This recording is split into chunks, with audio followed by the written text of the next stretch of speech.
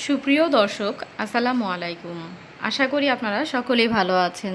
যে যেখান থেকে আমার ভিডিওটি দেখছেন সকলকে জানাচ্ছি স্বাগতম। আজ আমি তৈরি করে দেখাবো ইলিশ মাছের ডিমের ভর্তা। আমরা কিন্তু ইলিশের লেজ ভর্তা অনেক খেয়েছি, তো এবার আমি ট্রাই করেছি ইলিশের ডিম ভর্তা। তো ইলিশের ডিম ভর্তা কিভাবে করতে হয় তো চলুন তাহলে দেখে নেই। আমি এখানে 6 পিস ইলিশ মাছের ডিম নিয়ে নিয়েছি, দেখতে পাচ্ছেন, এবং ডিমগুলোকে আমি খুব ভালো করে ধুয়ে পরিষ্কার করে নিয়েছি। এখন এর মধ্যে সামান্য পরিমাণে হলুদ এবং সামান্য পরিমাণে লবণ দিয়ে ভালো করে মেখে নিব।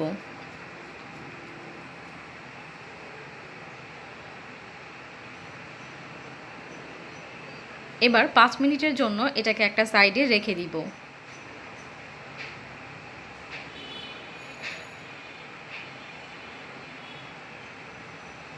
অন্যদিকে ফ্রাই প্যানে আমি কিছুটা সরিষার তেল দিয়ে দিয়েছি। এর মধ্যে আমি 3টা শুকনো মরিচ ভেজে নিব। আমি যেহেতু এখানে কাঁচা মরিচটাও ব্যবহার করব, সেজন্য শুকনো মরিচটা একটু কম দিচ্ছি, এবং এই মরিচগুলো কিন্তু অনেক ঝাল হয়ে থাকে। তো মরিচগুলোকে আমি ভেজে নিচ্ছি।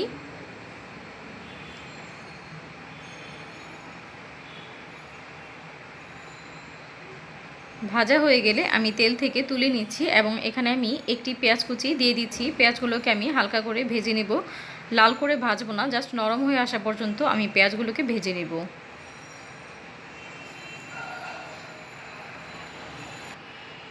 তো এই তো দেখতে পাচ্ছেন পেঁয়াজগুলো কিন্তু ভাজা হয়ে গিয়েছে। এখন আমি চুলা থেকে নামিয়ে নিব। পেঁয়াজগুলো যখন এরকম নরম হয়ে আসবে তখন আমি ফ্রাই প্যান থেকে তুলে নিচ্ছি। এবার ফ্রাই প্যানের মধ্যে সরিষার তেল দিয়ে দিচ্ছি।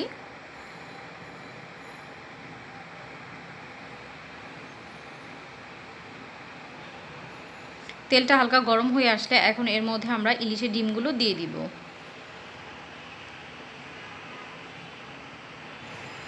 ইলিশের ডিম কিন্তু সকলেরই ভীষণ পছন্দের, এমন কোনো মানুষ খুঁজে পাওয়া যাবে না যে কিনা ইলিশের ডিম পছন্দ করে না। এটি খেতে এমনিতেই অনেক বেশি মজাদার, আর এটা যদি আমরা ভর্তা বানিয়ে খাই তাহলে কিন্তু এটা আরও অনেক বেশি মজা লাগবে।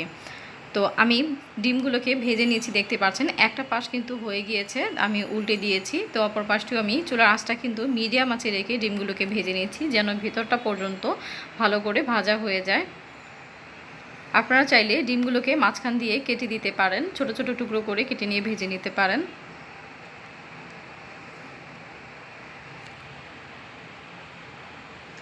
তো এই পর্যায়ে আমি ডিমগুলোকে মাঝখান থেকে এইভাবে একটু কেটে দিচ্ছি।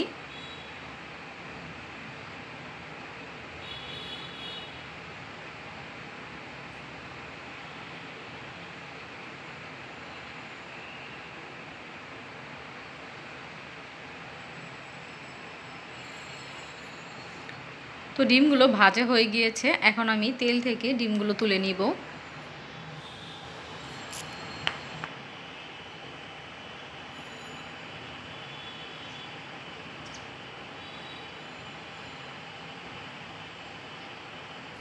তো আমি সবগুলো ডিম তুলে নিয়েছি এবং ডিমগুলোকে হালকা ঠান্ডা করে নিব।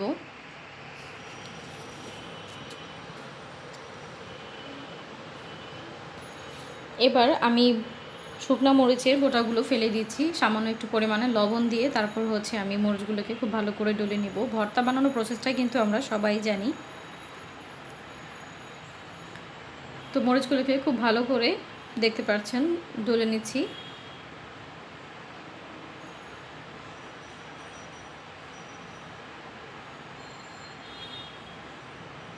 আমি এখানে একটি কাঁচামরিচ দিয়েছি,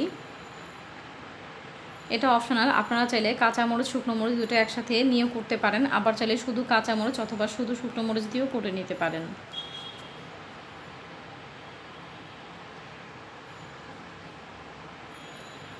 এখানে আমি আরও একটি কাঁচা পেঁয়াজ নিয়ে নিয়েছি। এবার পেঁয়াজটাকে আমি মরিচের সাথে খুব ভালো করে মিক্স করে নিচ্ছি।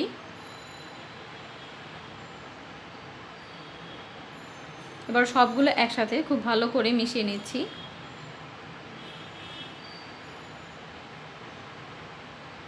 এই ভর্তাটা খেতে যে এত বেশি মজার হয়েছিল, এটা খেতে যে এত বেশি মজার হয়েছে, আপনি একটুখানি ভর্তা দিয়ে কিন্তু অনেক ভাত খেতে পারবেন।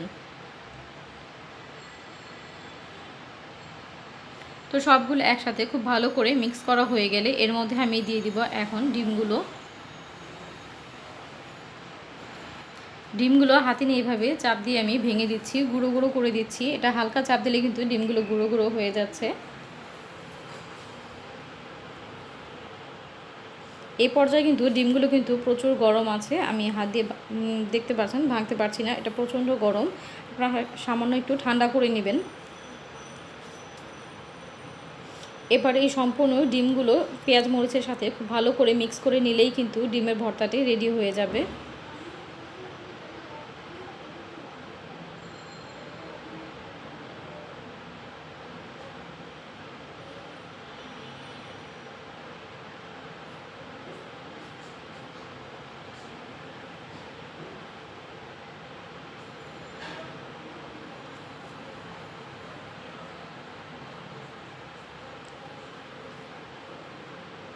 তো এখন এর মধ্যে আমি দিয়ে দিব ধনিয়া পাতা কুচি, খুবই সামান্য পরিমাণে ধনিয়া পাতা কুচি ব্যবহার করেছি এখানে।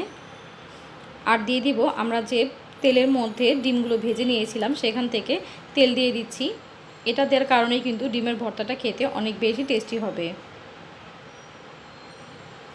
তো খুব ভালো করে মিশিয়ে নিয়েছি, এখন কিন্তু ভর্তাটা খাওয়ার জন্য একেবারেই রেডি হয়ে গিয়েছে। এই ভর্তাটি খেতে কিন্তু আসলেই অনেক বেশি মজার। আপনারা যারা বাসায় এখনও ট্রাই করেন নাই তারা অবশ্যই একবার হলো বাড়িতে ট্রাই করে দেখবেন। ইলিশের লেজ ভর্তা খেয়েছেন, এবার ডিম ভর্তা খেয়েও দেখতে পারেন, এটা অনেক বেশি মজাদার। আশা করছি আমার আজকের ভিডিওটি আপনাদের কাছে ভালো লেগেছে।